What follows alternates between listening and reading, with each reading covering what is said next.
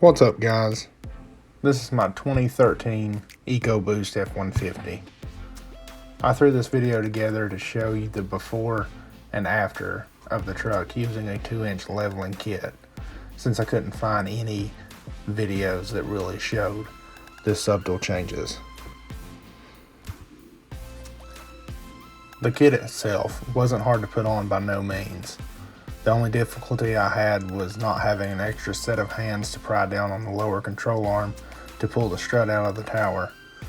I was able to pull it out using a large pry bar on top of the strut and slipping it out and back in. I ended up going with a 2-inch kit from MotoFab. I paid around $50 for the kit, shipping and all included. The spacers are machined from billet aluminum and come with a lifetime warranty. Overall, I'm pretty satisfied with how it came out, and the 2-inch kit put it right where I wanted the truck to sit. I'll put a link below for the kit I used.